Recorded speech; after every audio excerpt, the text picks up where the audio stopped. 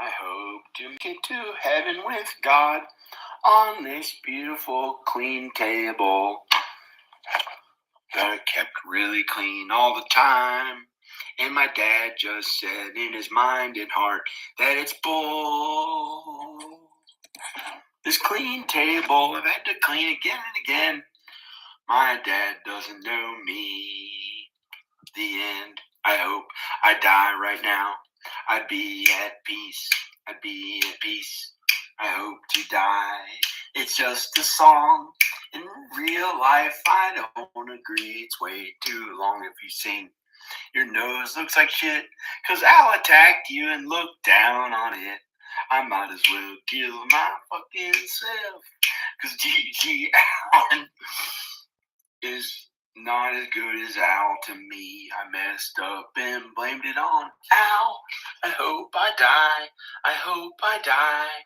Don't tell my kids, 'cause they took them and made me suffer for 6 years of my life. I don't know how I'll get my kids again. I hope to die. It's wrong to be with friends. The end.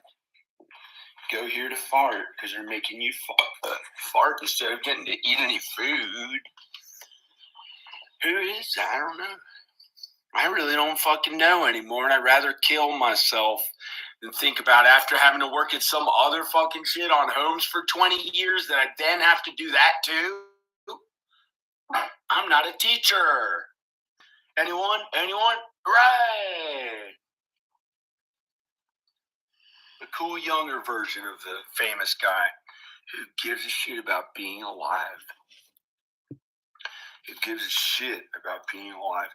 This is all a comedy skit. This is a narrative film that I wrote that does not in any way show who John Birmingham is. This is not me playing myself. This is Shapiro. This is Shapiro, everybody. A fucking character named Shapiro, the Antichrist. Okay, fuck you. Praise God, praise Jesus.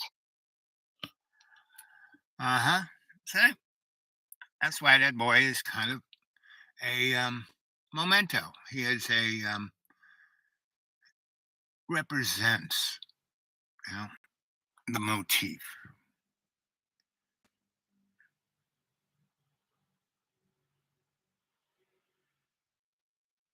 And this is the motif. Welcome to Democracy Now!, democracynow.org, the War and Peace Report. I'm Amy Goodman.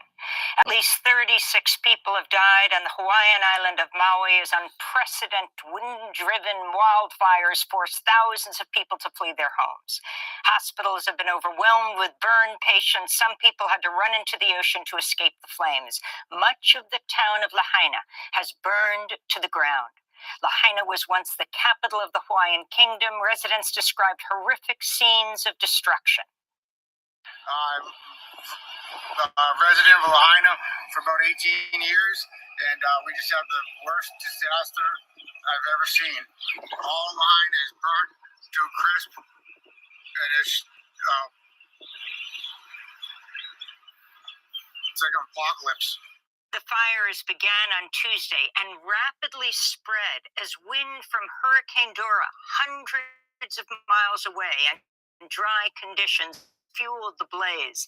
This is Hawaii's Lieutenant Governor Sylvia Luke. The point is, a lot of residents in the state of Hawaii, when we are preparing for the hurricane, we expect rain. Sometimes we expect floods. We never anticipated in this state that a hurricane, which did not make impact on our islands, will cause this type of wildfires. Wildfires that wiped out communities, wildfires that wiped out businesses, wildfires that destroyed homes. Ecuador has declared a state of emergency following the assassination of the presidential candidate Fernando Villavicencio.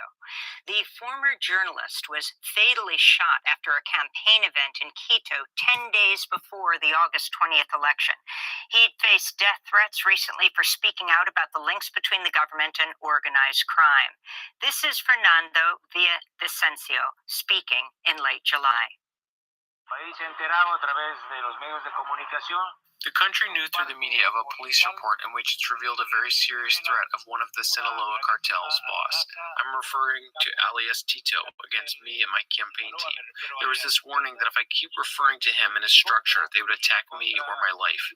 Los narcotraficantes y las mafias quieren tomarse el poder. Drug traffickers and the mafia want to take the political power of the state, and without a doubt, it's not Tito who's behind this threat. It's the political mafias that are behind Tito who is behind this threat against my candidacy. Fernando Villavicencio was 59 years old. The BBC reports a criminal group called Los Lobos, meaning the wolves, has claimed responsibility for his murder. One suspect was shot dead after the assassination. President Biden's reportedly planning to seek an additional $25 billion from Congress to be spent partly on the war in Ukraine, as well as to speed up weapons delivery to Taiwan. This comes as the war in Ukraine continues to intensify. On Thursday, a massive blast at a factory outside Moscow injured 56 people. Meanwhile, Poland has announced plans to send an additional 10,000 troops to its border with Belarus.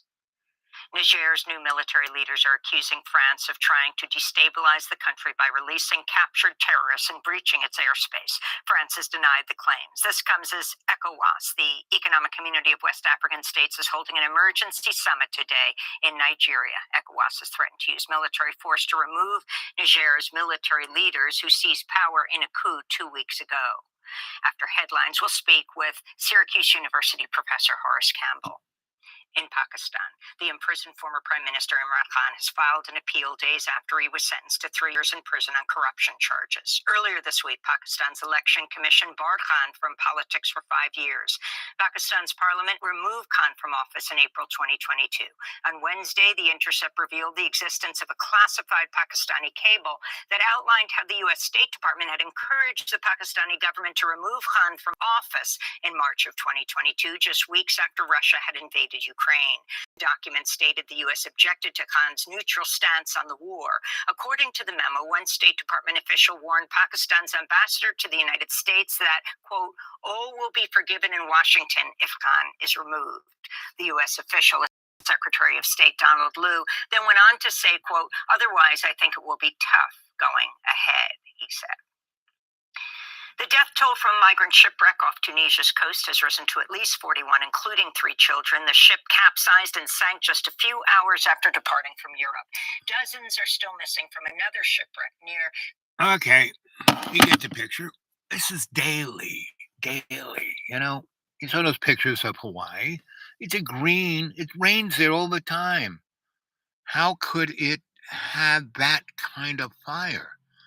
The only way is a space-based scalar weapon.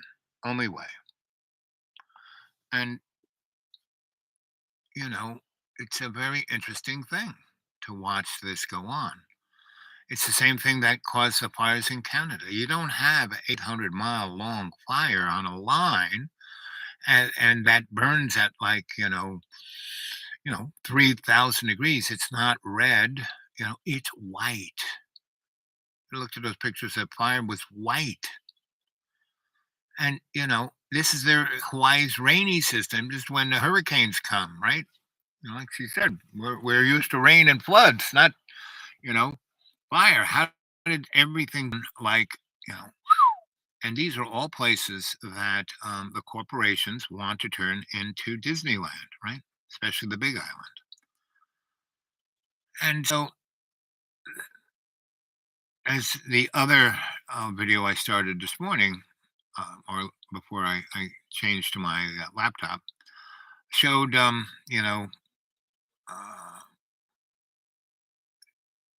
of the things I watch a lot of different things. Catherine Austin Fitts, Joseph P. Farrell, dark journalist, Jimmy Farrell. and then a whole bunch of others, and Peter Zagarov, and lots of others, right? I don't look at any one type of a stream. I look at everything, right? And what I'm seeing is that we are being pushed into a reset. I've been talking about it for 5 years. 5 years I've been doing this show now, and how time flies when you're having fun, right? I have over 2,000 shows, right? No matter what um, YouTube says, I have about 2,000 shows, give or take. And I would suggest you guys go and start watching them. Do it like a roulette wheel, just zing, right? Wherever you stop, watch that show. Watch the first 3 minutes. If it's interesting, keep watching. If not, put your little finger over on the cursor there and move it across the line and watch the little picture go bloop, bloop, bloop, and stop wherever your insight says, oh, I'm going to stop here, right? And so that is the story. What are you going to do with your life, right? Are you just going to sit back and watch video games? You're just going to wring your hands? You're just going to live in, apt disconnect, stick your hand in the sand and just keep buying stuff from Amazon, right? And, Johnny was supposed to have sold the school to some guy, right? Closing, but he's still there. Obviously, that didn't close, right? So he's there. And it's all nice and spanked and nice. He could do a ton of different things there. He could do a Airbnb. He could, teach a class there. I'm not a teacher. He's got, his curriculum vitae. He's got a great curriculum vitae. He could do all kinds of things over the internet. He's really good on the internet. I'm sure he has every show he does. He gets 60 to 300 people watching his show. And I'm sure he has created, bots that watch his show. I mean, he knows how to do all the above, right? And he knows how to, he's made 3 major films, and, but what's he doing? He saw the thing he did. And, he said, it was a scripted comedy show. It was. I mean, you look at its pathos, the Greeks, they had the comic and tragic mass were one thing. Shakespeare had 2 separate ones. The Greeks had it together because they said a good tragedy is really hilarious. And that's John. He's really hilarious. He is a,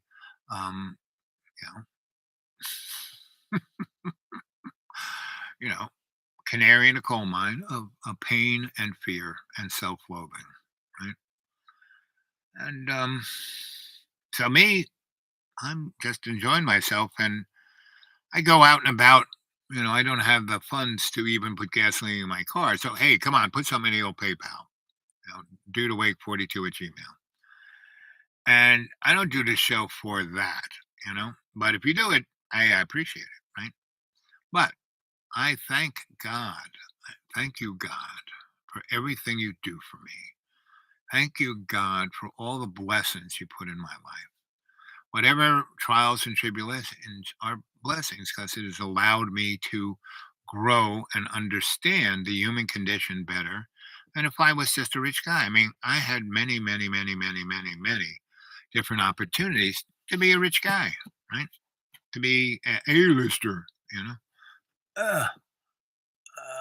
to John seems like he is having a spiral descent into madness. Well, I would say not so much. That's if you go look at all his other things, it's pretty much the same old same for John Boy.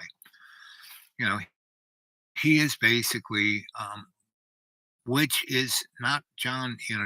John should not be judged per se, because he's just representing what everyone else is going through in different ways, right? He's maybe doing it in a more creative way. Who knows? But he's not spiraling down, because people who commit suicide, they don't tell anybody. They don't talk about their lives like this, because John is actually doing exactly what he wants. He orders whatever food he wants, whatever it is. If he wants to eat 5 loaves of Wonder Bread covered in really good olive oil and just stuff it in his gut all at once, he can. because he just orders it up from the supermarket who delivers it to his door. Or, Amazon, he gets all kinds of goodies from Amazon. And it is what it is. And so, no, John isn't, doing that. I mean, and again, it is not us to judge Johnny, but to appreciate, right? And to be empathetic. If you could, I mean, empathy is one of the greatest human experiences. If because when you are, well, I'm very, very sympathetic to the poor and the unrepresented and the folks who are pushed out of the social success. But get out of my way. I got things to do. I'm all important. It's all about me. Get out of my way. That's sympathy. Empathy is when you see something that is really hard to watch, or someone suffering, and you go to them and say, listen, I can feel your pain. I mean, that's why that was Bill Clinton's, number one. I feel your pain, because it really does identify and resonate with folk. But the problem was that Bill Clinton is a sociopath, and his sweet one is a psychopath, right? And they're the dynamic duo. Now, those kids, I'm sure, have been played with from childhood. They when you get in a position, you look at all of the poster boys, like Billy Boy, Micro Penis, and Faceless Boy, and he really doesn't have a face. It kind of looks like a scumbag, like and Jeffy, all the Jeffies. Just go down the line of the Jeffies, and all those guys.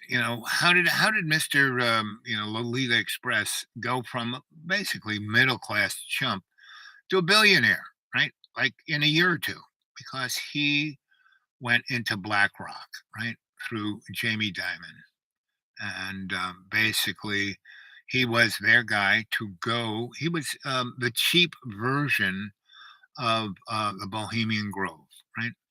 And so, and I keep dropping this stuff for you guys to go look it up. All you got to do is, let's see if this machine will do it. Come on. Come on.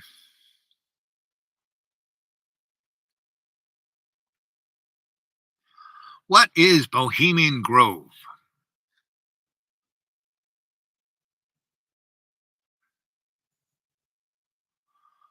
I want you to tell me. Bohemian Grove is a restricted 3,000-acre campground on Bohemian Avenue in Mount Rio, California, United States, belonging to list of Bohemian Grove members. Following list of Bohemian members includes both past and current members. No membership, male-only private Bohemian Club. Takes a variety of forms, with membership regularly offered to new university presidents, military commandants, right? Stationed in San Francisco Bay Area.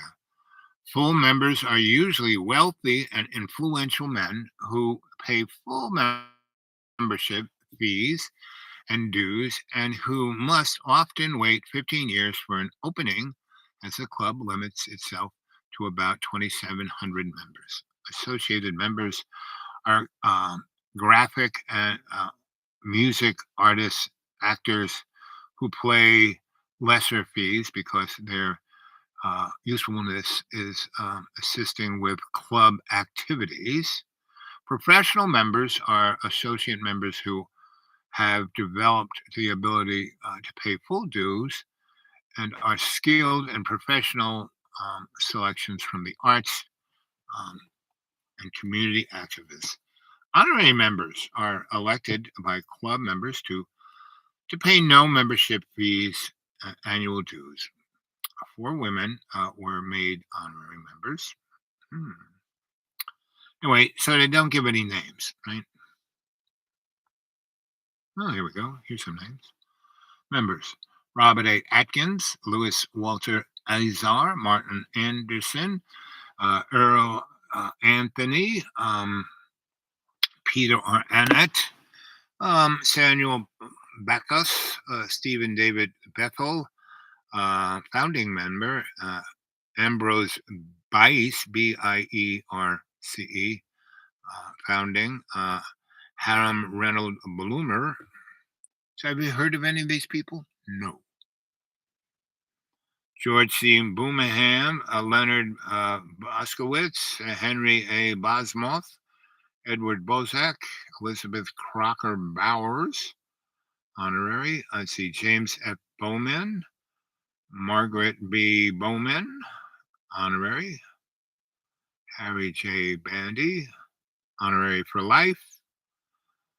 It just goes on. So do you know Samuel Marson Brooks, Frank B. Buck, Christopher Buckley? So, right, you have never heard of any of these people. Where the rich, let's see, Bohemian Grove, where the rich and powerful go to misbehave, right? It's a place to get blackmailed. What is Bohemian Grove? The secretive camp visited by, let's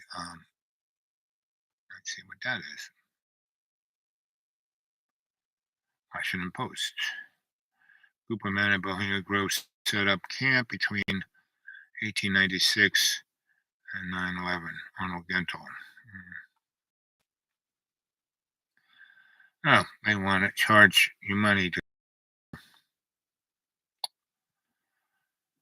close to home, still weaving webs of Bohemian Grove. My 19th century ancestors owned a log 1,100-acre virgin redwood along the lower Russian River, eventually selling 200 acres of Bohemian Grove. Social cohesion in the Bohemian Grove.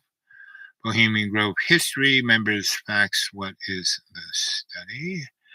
Workers sue secretive leak club Bohemian Grove for wage theft. Annex among powerful at the Bohemian Grove. So where is the power elite of which we write about in this column? Well, as you read, part of the crowd is hanging out at their annual bang. Bohemian Club history and facts. Well, let's see what that is.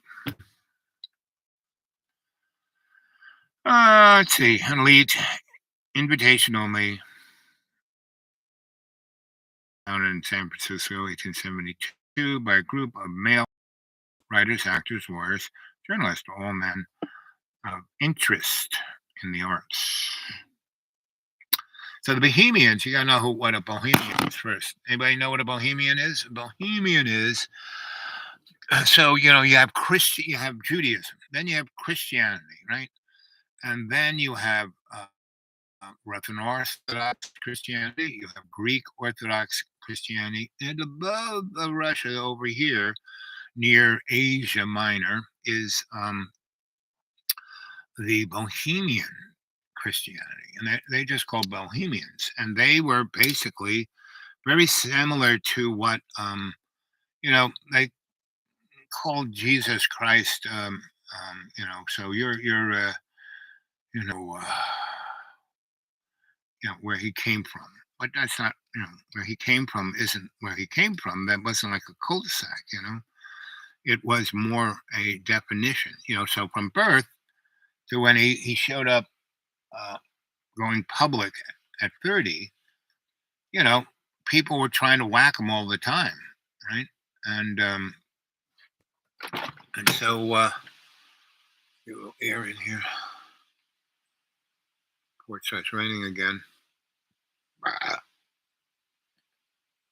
So Bohemians were people who, a good example of Bohemians, if you've ever seen the Mel Gibson movie about him being the Scottish freedom fighter back there against Longshanks, and he had this Irish guy who was always talking about how God was talking to him, and he could see things. He could remote view. The Irish guy could, and he was a Bohemian, right? So the Celts, the Druids, the Nordics were all kind of Bohemians. They were all. It's like if you ever hung out with any gypsies, right? And there is the Romas, right?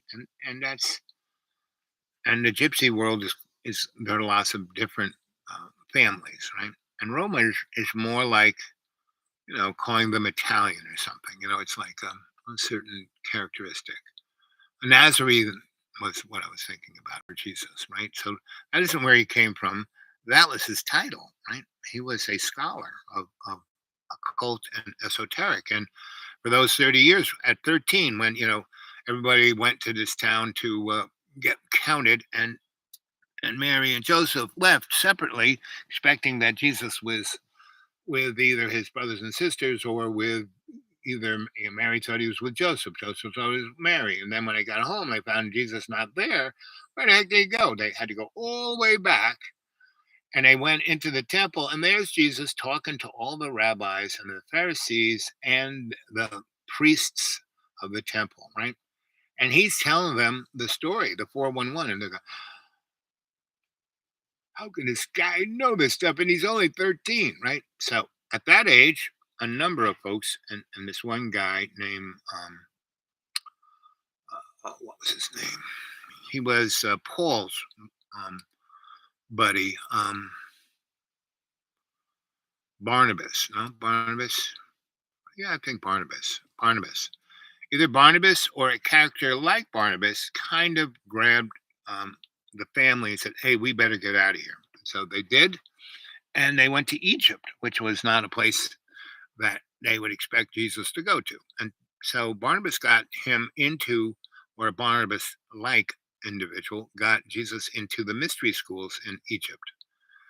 And then Joseph, Mary, and the rest of the family went back to their home, right? And Jesus started and he got passed from one mystery school to the next, and he journeyed all over the place, not just over in Egypt, but he went down into Asia, he went to Africa, he came back up across Russia, into Europe, into England, into Ireland, and some say even because the Iroquois,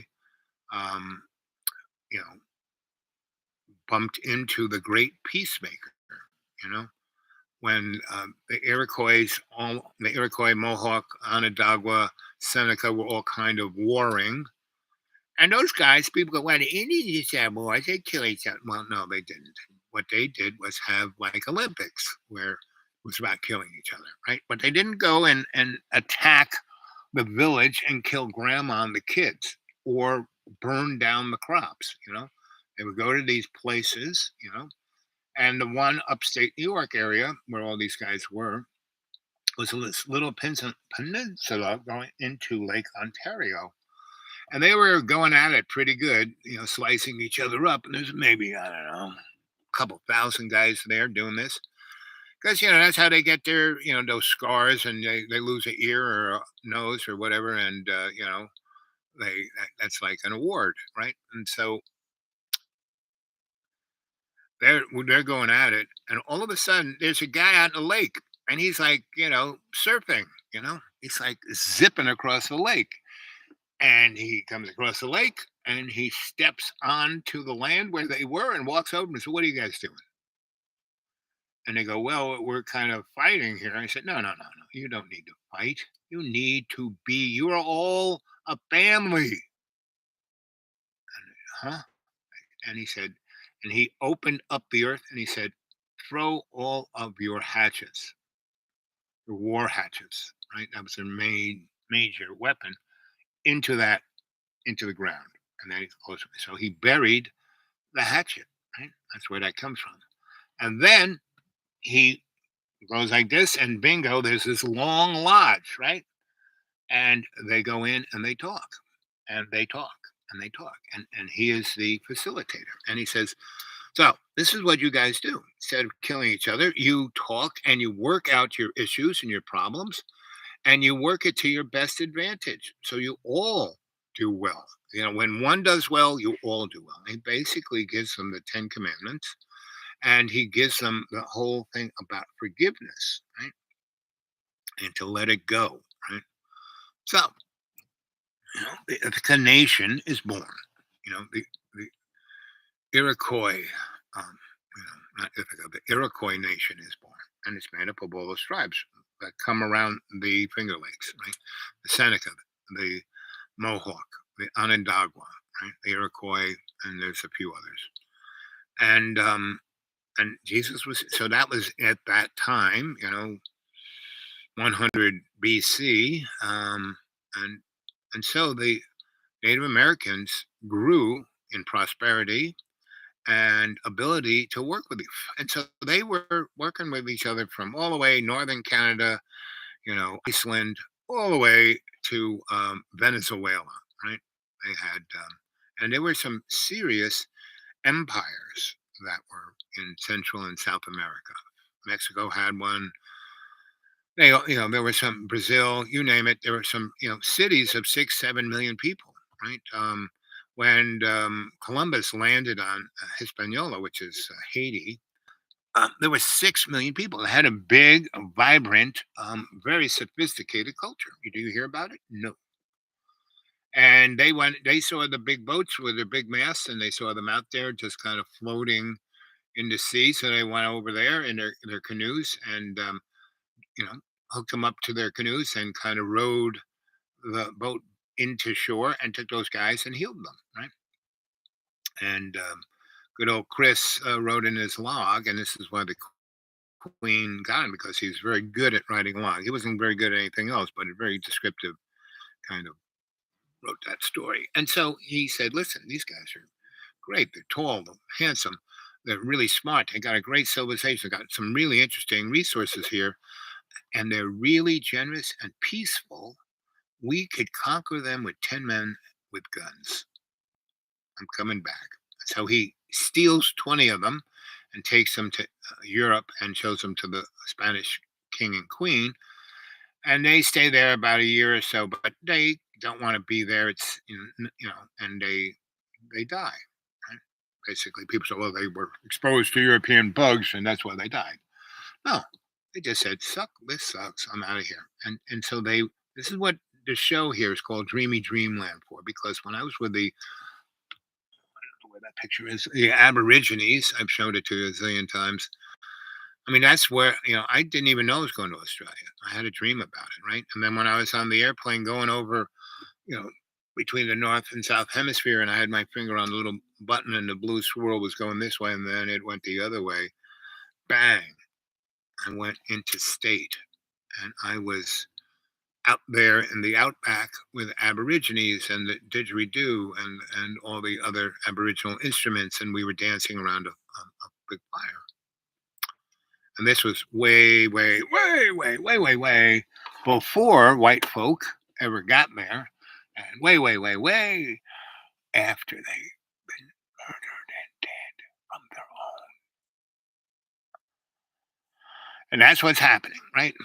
And so go watch a movie called The Last Wave, right?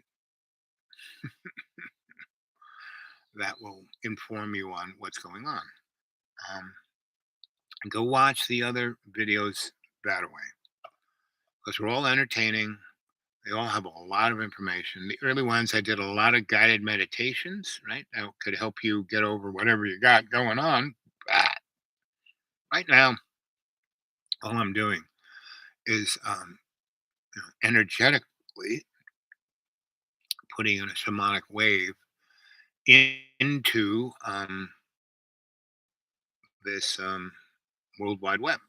So anybody who's using the internet, watching it, masturbating on it, they're getting a little bit of juice from the shamanic point of view. Shamanic point of view is a worldview, just like your worldview where you hate everyone. I mean, like John is a great example of a worldview of self-loathing and what is he called? What is Donald Trump? He's all about himself, right? Me, right? And that is John, except John feels guilty about it. So he's torturing himself, right? So that's the story on so John is basically now John just, I've worked in theater a lot and I worked in the film industry. I was a master electrician. I was part of the IBEW, I was part of NABITH, IATSE. And so New York City does a lot of filmmaking, right? And so like they're hurting because of the writer's strike and the actor's strike, right? And so is Georgia, so is up there in Canada, where a lot of stuff is manufactured in Toronto, and the one on the West Coast. And so it's so I saw the movie making industry, and I did it for a year. And my job was I ran the gen and the distribution of power on a not in a studio, out there in the field, out on the street, on a live set, right? And I would work with the cinematographer, the director, and the head grip. That was who I would interact with. And basically, we would have a couple of meetings before that shoot, that day's shoot, a week or so before. I would, talk more to the cinematographer's best boy and the head grip, and they would show me their shooting schedule and what was going to happen this day, this day, this day in that site, what they needed, where they wanted distribution, where they wanted power, what the street was like, what would it be if it rained, all of that, right? And that's what I did. I provided electricity and distribution, right? And kept everything clean. Hey, my friend, so happy to see you. You need to be in movies or write books, my dear. Yes, I am. Please. So I've been here 7 years now. I've written 18 manuscripts, all our film scripts, all our novels, right? So if you want to help me get any of this published and out, edited, etc., Kathleen, get a hold of me at the dudeawake42@gmail. Anybody else out there in internet land, you want to, Mr. Jeff Bezos, I could start a whole new platform which would monetize unbelievably, and you can go to what's the name of Griot Publishing. It's at X-rated blogspot.com, right? So go look at some of my writings, and those are really old. Those are like 8-9 years old, right? 5 to 9 years old, right? And the stuff I've been writing. So I write every day. I read and I write every day, right? And this is a show that could be, I could be Joe Rogan or Joe Rogan's, sidekick, his Ed McMahon, So bottom line, and I have worked for the man, right? I know what the Mr. Globaloney world is. I know what the corporate world is. I know what the art world is. I got photos of everything. And let's see if I can easily grab something here.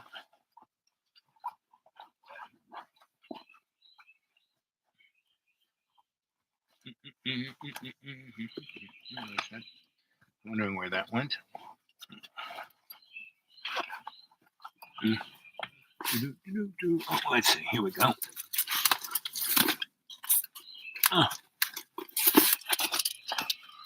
So, quick little tour de force. This was something I did in Central Park from across the street from across the. This is the band shell in Central Park and Strawberry Fields across, right? So we did this 4 years, right? And we started out with maybe a entertaining crew of 10 people, and our audience was maybe 2,000. At the height, we had about 50,000 people. There's Dave and me. We had Outstanding Renewal Enterprises, Ethical Enterprises, 6th Street Theater. here is a Jewish goddess from Israel, a poet. She was at the new school, and I had all these Jewish girlfriends, and that's me at about 40, right? At the height of my dudeness, right? Here's Jerry, one of my 128 godchildren. He came from England, from Woking. Here's another. She's from the guy who made the atomic bomb. She's from that family.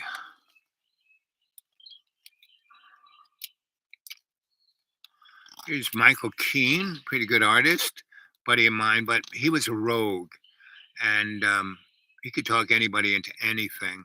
And I always, I did a lot of stuff with him, but I never gave him more than $5. I never gave him any money. I never expect to see it ever again, right? And so here is my salon in a burned out building on 13th Street. A young Julian Schnabel. Here is a pop-up. We would have all these demonstrations, and we would do art. We would read poetry. We would do theater, juggling.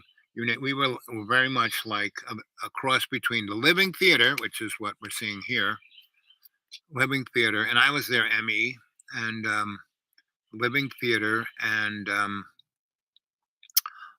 Bread and Puppet Circus. Right? I was a big circus boy. So here's one of our things. And this was in the early 80s, when all of the stuff that's going on now in Central America and South America, all the drugs, all the violence, all the gangs, that was Iran-Contra, right? That was Ollie North and Dick Cheney, right? And everything that's going on now politically was engineered back in the 1980s.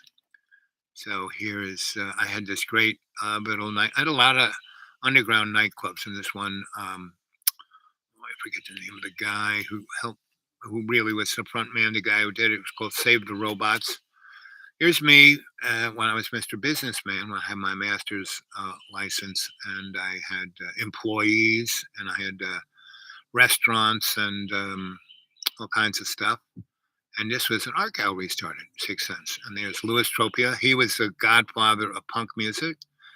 And so he's a guy who was an AR man at A&R, right? And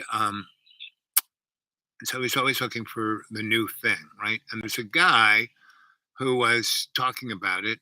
I think it was I don't know what he was. But anyway, Louis met that guy, got enthused with that guy's passion about punk music, and that became hip hop and rap and all of that. And that was Louis. And he owned the building that was CBGB's in the back. I mean, he was a total in the background kind of guy. And I was one of his fixers. And this is Yuri, who is a made man, but was a great artist, and he stopped wanting to be a made man. So he never let me take his frontal picture, right? Or anybody for that matter. He was very good at just turning just at the right time, just before and see, I was a guy who was doing faces like in 1968, So here's some of my art, an art show. And I forget her name, but she was a really good photographer, one of my photo buddies.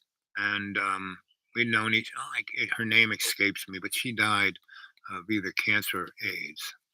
But she was documenting this period in the Lower East Side, as I was, and a few other people were too. But she was doing it as methodical as I am. And here is this is CBGB's. It's a girls' band that my first wife was part of. And this guy he was a trip. He was a really rich kid, right? Went to prep school, Eton, all that stuff. And he was on the NEA, the youngest guy on NEA. And he just loved all the stuff we did. And he was one of the instrumental guys of us getting $6 million over a 10-year period.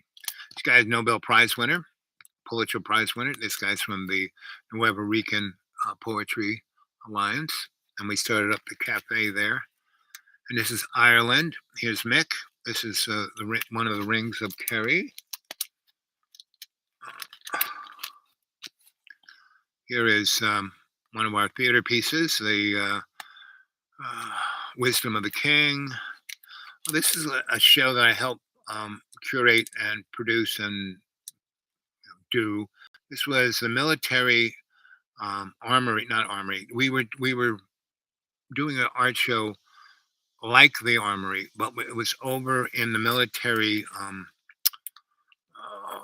Every bomb, bullet, and tank went to World War II through this building on the Liberty ships, and it was like designed to do that, right?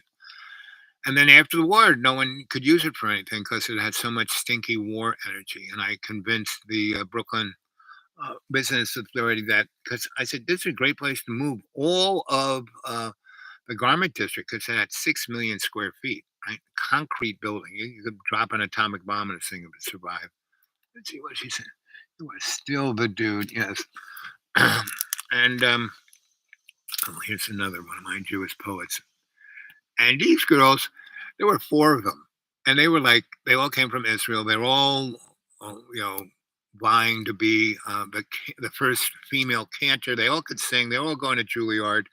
They were all real amazing poets, and they were kind of in this nice little Jewish enclave up in the West Side. And anyway, so they got a hold of me through my rabbi, and he wanted me to seminate them all to strengthen the seed.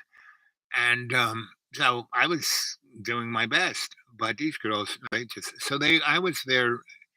They were the bread, I was the meat, right? And so they were not jealous. They loved fooling around with me all at the same time. I mean, it was quite fun.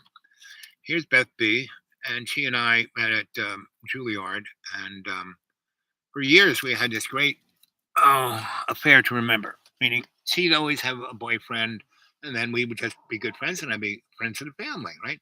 And then she would not have a boyfriend, and if I didn't have a girlfriend, well, then we'd have the affair to remember.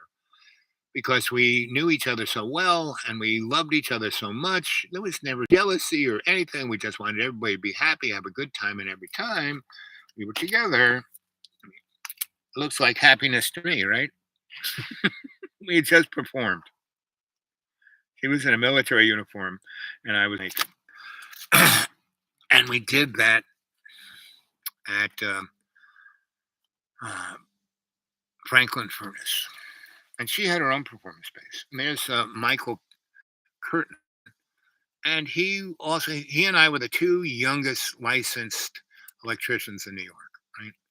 And I got it because, I started being an electrician when I was 9 for Grandpa Stahl. And he got it because, he had his own real grandpa and his dad, and he was just following in that. And I met him, he and I, again, we're 2 of the youngest guys in Local 3, and we were just checking off all the boxes to get our license. And I would work real hard, make a nice chunk of change, and then go live in England for a year, or Sweden, or South America, or Greece, or wherever I went.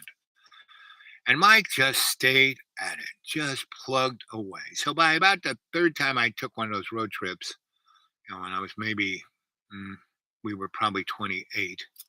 In this picture, we were both about in our late 30s.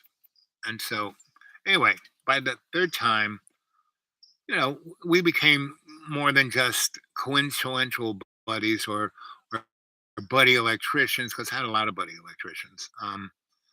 And I started doing restaurants and discos and bars, and that was my thing. He was sticking to the union shtick, high rises and skyscrapers and stuff like that. And anyway, on the side, we started, and I did a lot of repair work for old crazy shit, right? And he was really brilliant. He had a really good visual mind. And so, I got him helping me out that he really liked that. So that became one of his little shticks. And then we started, I started doing more and more of these nightclubs, and he would help along with that too. And that became part of his shtick, especially the repair kind of thing. And so here's some of my art. And these, when I would go into state with the Aborigines, these things would be spinning. We'd be out in the middle of the desert. I had a bone in the nose and a grass skirt, and it wasn't desert anymore. It was savanna. Australia was a beautiful green place before the English showed up. They destroyed it, and so and they have loads of water. They have all these fires, but they have all these floods, and that's kind of the natural occurrence of what a savanna is. Here's some more of my art. So this is the kind of photos I would take. I was really more a personal photographer. Even when I was a photojournalist, instead of just getting what bleeds leads, I would tell the story of the characters within the story, right? And I was also into, this is when I was studying the Cabal, I was really into codes, right? And so I would tell these guys stories through these codes I would write, right? And so, guys who were in secret societies love my art, right? And here's some more folks of the Living Theater, and this is kind of like groups of people who were in the Living Theater, and then they go like Theater from the New City.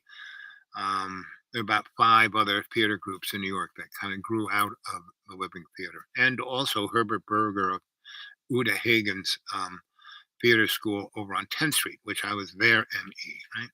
So, and these boys, we produced the TV show Potato Wolf. Go on the internet and go look up Potato Wolf, and also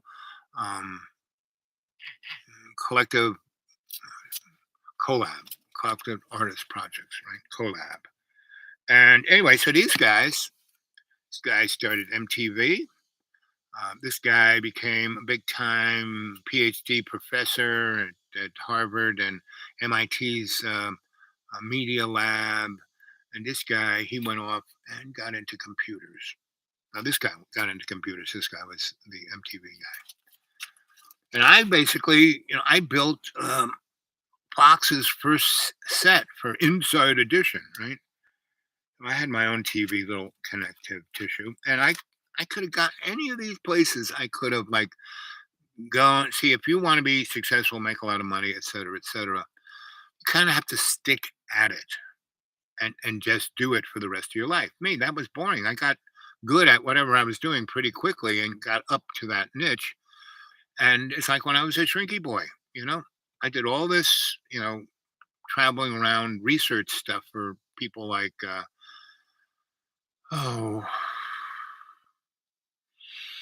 Council on Foreign Relations, Trilateral Commission, the Rockefeller Foundation, who else? Brookings,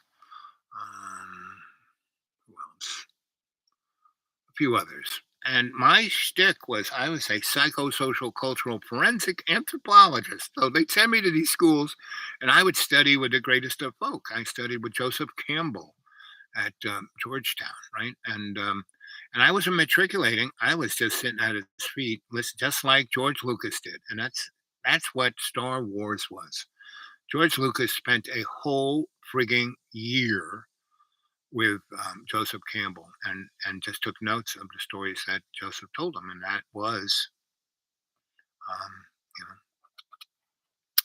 the myth of the hero. Right?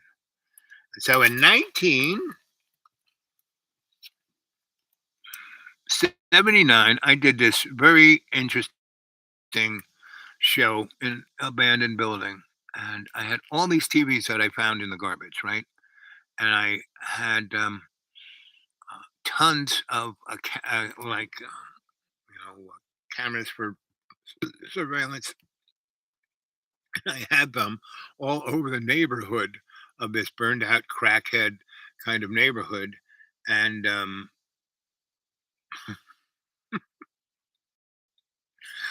That was the images, right? And then I had an analog. I knew this guy, I knew this,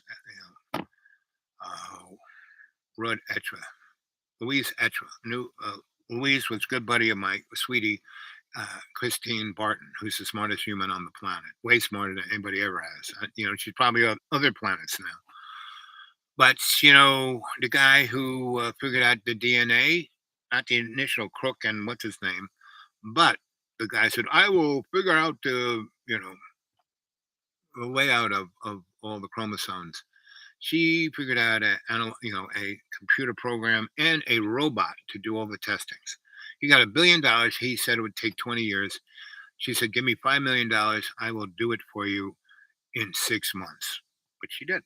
He got the Nobel Prize. She got 6 months. I taught her how to always get a good price.